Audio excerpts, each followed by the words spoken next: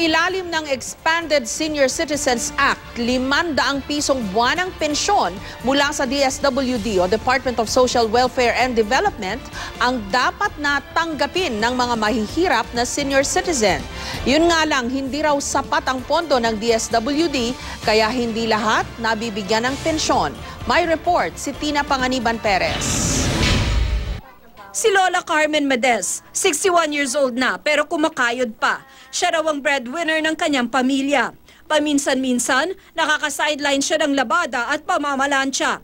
Malaking tulong nga raw sa kanyang pagtanda kung mapapasama siya sa mga mahihirap na senior citizen na nabibigyan ng 500 pisong buwan ng pensyon mula sa gobyerno.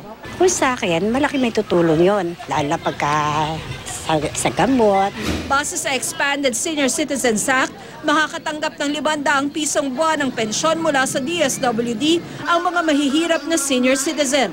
Na-expand ito to provide a social pension fund of 500 pesos per month sa mga sickly, frail, may sakit, mahina na, walang nag-aalaga or may kakulangan ang kakayahan ng pamilyang alagaan sila at hindi sila pensioner ng SSS, GSIS at veterans.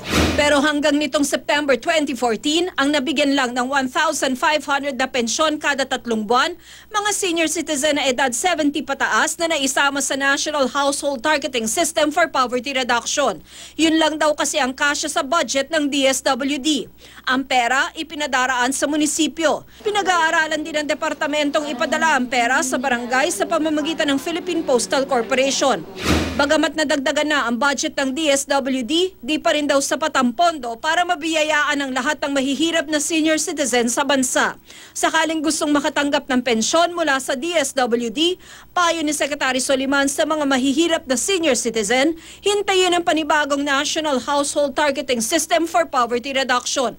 Sa mga nakakatanggap naman, paalala ng DSWD. Aking pinakikiusapan ang lahat ho ng mga anak ng lolo't lola na nangangailangan na sana talagang magamit po natin ang Social Pension Fund para sa kapakanan ni lolo at ni lola. Tina Panganiban Perez, GMA News.